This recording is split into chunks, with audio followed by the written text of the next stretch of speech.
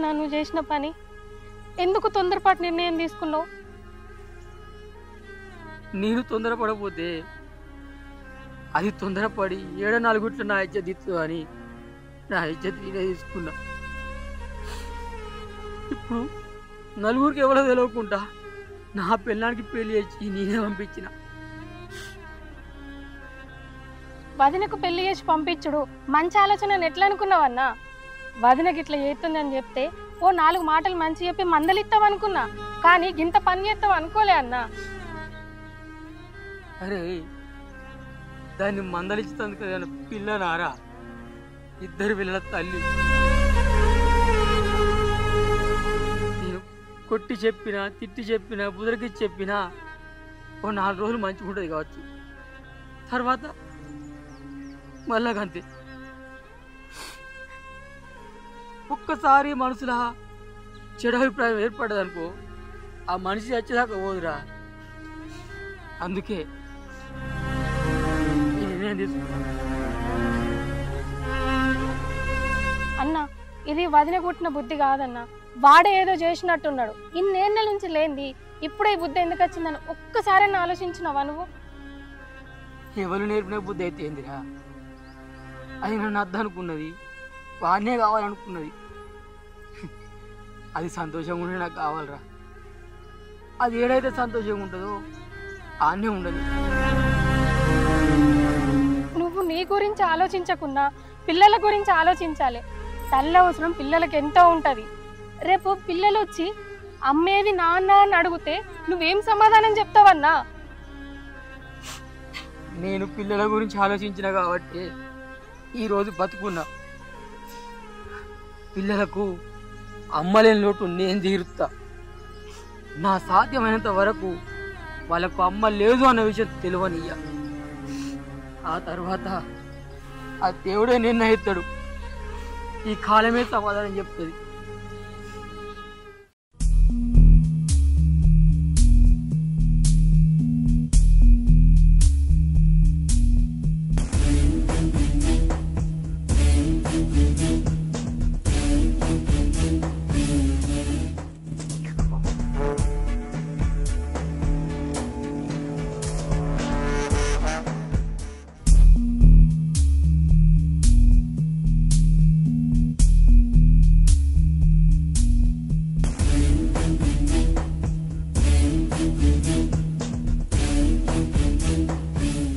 భవాని, ఏం ఆలోచిస్తాను? మనం చేసింది కరెక్టే అంటావా? అదేం మాట్లాడతాను భవాని, మనం చేసింది కరెక్టే. ఈ సంతోషం కోసం కదా ఇదంతా చేసింది. ఆడు మంచోడు అయితే మన ఇద్దరం ఎందుకు ఒకటైతాం? ఆలోచించుకో కొంచెం. నీకు ఎప్పుడైనా అడిగింది తీసుకొచ్చి ఇచ్చినాడు, ప్రేమగా చూసుకున్నాడు చెప్పు? అసొంటోని గురించి అస్సలు ఆలోచించద్దు. ఇక పిల్లలు అంటావా, అటు చూసుకుంటాడు కదా. ఇవన్నీ మనం ముందే అనుకున్నాం కదా భవాని, మళ్ళీ ఇక్కడ దాకా వచ్చినాక అంత బాధపడతా చెప్పు? జరిగింది ఒక పీడకాలు అనుకో, అర్థమవుతుందా? అవన్నీ మర్చిపో. ముందు ముందు మనం ఎట్లా బతకాలి, ఎంత సంతోషంగా ఉంటే మంచిగా ఉంటాం, ఏందన్నా ఆలోచించుకుంటే మంచిగా ఉంటుంది. సరేనా? నీతోటి నా జీవితం మంచిగా ఉంటుందని ఈ ఆలోచన చేసిన, కానీ ఎందుకు ఆయన మాట్లాడిన మాటలు నా మనసును బాగా నొచ్చుకునేటట్టు చేసినాయి. అయ్యో భవాని, గట్టనే మాట్లాడతారు, దగ్గర రావాలని నమ్మబలుపుతారు, అవి మనం పట్టించుకోవద్దు. భవాని అంతగానో ఆలోచించకు. అయిపోయింది కదా, మంచి సంతోషంగా ఉందాము. గట్లా నవ్వుకుంటుంటే మంచిగా అనిపిస్తుంది. సరే ఇంట్లోకి పోందా?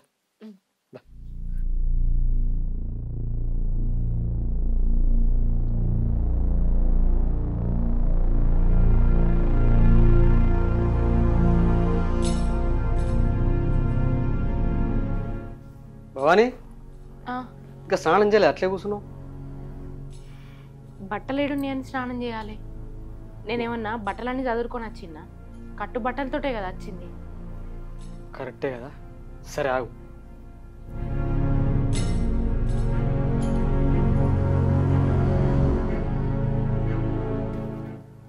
ఇగో స్నానం చేసుకొని ఇది కట్టుకో.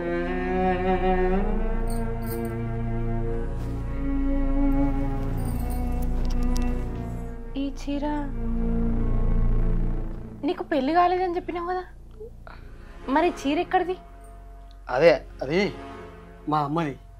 మా అమ్మ లేదు కదా, చచ్చిపోయింది కదా, అమ్మ గుర్తు కోసం దాచిపెట్టుకున్నాను. మా అమ్మని ఎంత ఇష్టపడనో తర్వాత ఇష్టపడ్డది నిన్నే. ఈ చీర నీకు ఇస్తున్నందుకు చాలా సంతోషంగా ఉంది నాకు. ఈ చీర కట్టుకునే అర్హత నీ ఒక్కదానికే ఉంది. పో స్నానం తీసుకో. సరే నేను పోయి టిఫిన్ తీసుకొస్తా.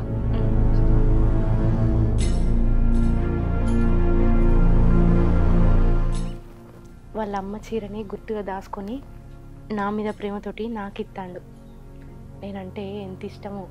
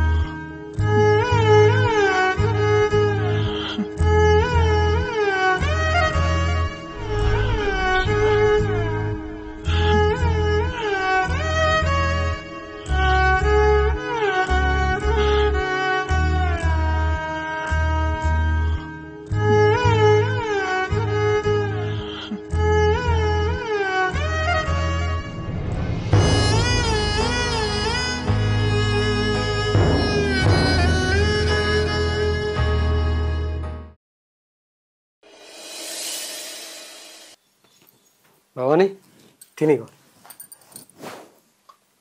నువ్వు తెచ్చుకోలేదు? నేను తినచ్చు నాన్న, నువ్వు తిను. సరే.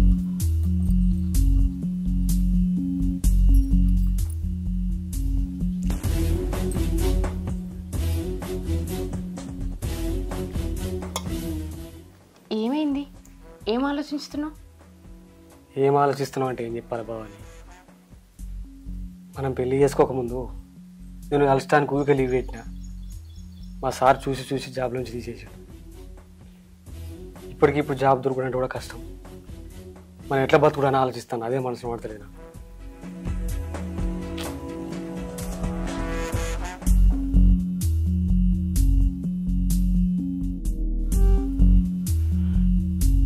భవాని నువ్వేమనుకున్నట్టు ఒక విషయం చెప్తా.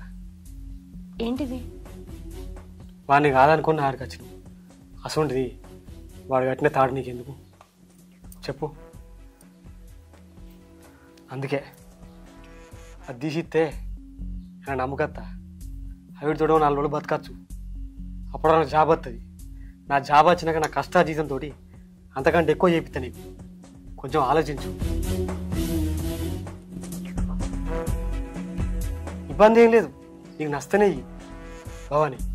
అది నీ మెల్లుంటే నిన్ను వేసుకున్న ఫీలింగ్ నాకు అత్తలేదు. తర్వాత నీ ఇష్టం. గంత మాట ఎందుకు? సరే ఇత్తా. సరే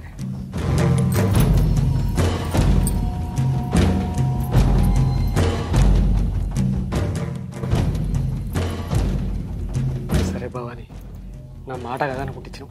నువ్వు తిను, దీని పని నేను చూసుకుంటా. కానీ నువ్వు తిను. సరే భవాని పోయేస్తా.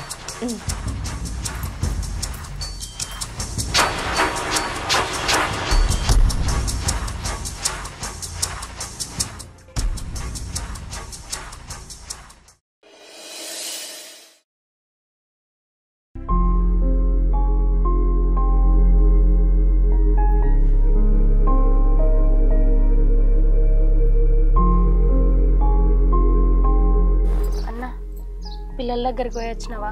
మంచిగా ఉన్నారా? పోయి వచ్చిండ్రా. చిన్నోడికి జ్వరం వస్తుందని సార్ ఫోన్ చేస్తే పోయి దవాఖాన తీసుకుపోయి చూపించాడు. వాడు కూడా వచ్చిన మళ్ళా. అయ్యో, జ్వరం వచ్చినప్పుడు 4 రోజులు ఇంటికి తీసుకొచ్చి ఉండు కదా. ఆడ హాస్టల్లో ఏం తింటాడో ఏం తింటలేడు. ఇంటికి ఎట్లా తీసుకురావాలిరా? వాళ్ళు ఇంటికి వస్తే అమ్మ లేదనే విషయం తెలుస్తుంది. నాకు కూడా మస్తు పానం కొట్టుకుందిరా వాళ్ళ ఇంటికి తీసుకురావాలని. కానీ గుండెని రాయం చేసుకొని వాళ్ళని హాస్టల్లో ఉంచి వచ్చిన. ఆడికి చిన్నోడు నేను రాగా అమ్మెందుకు రాలేనా అని అడిగిండు. అమ్మ కూడా జ్వరం వచ్చిందిరా, ఇంటికనే ఉన్నదని చెప్పిన. కానీ ఆడ ముచ్చట అడుగుతా అంటే నా గుండె వలిగిపోయిందిరా. అని కళ్ళలో చూసుకుంటా నేను సమాధానం చెప్పలేకపోయినా. అడు అమ్మా అమ్మా అంటే నా పానం అవిసిపోయిందిరా.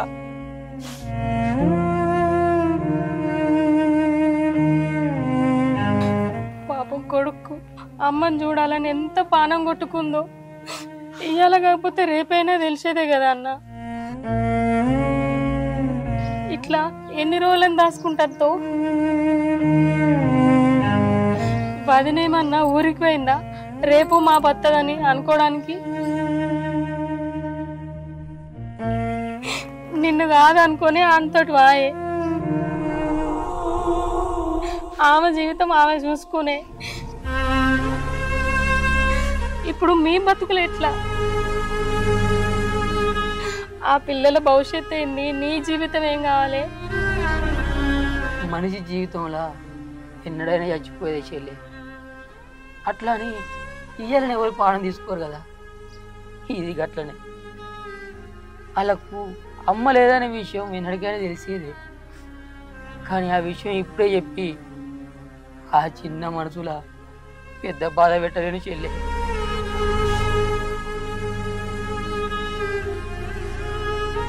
నువ్వు అట్లా బాధపడకన్నా.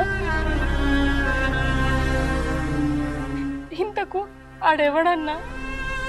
ఏమన్నా తెలిసిందా? నువ్వేమన్నా తెలుసుకున్నావు అసలు? వదినకు ఏడు పరిచయం ఏంటటాడు?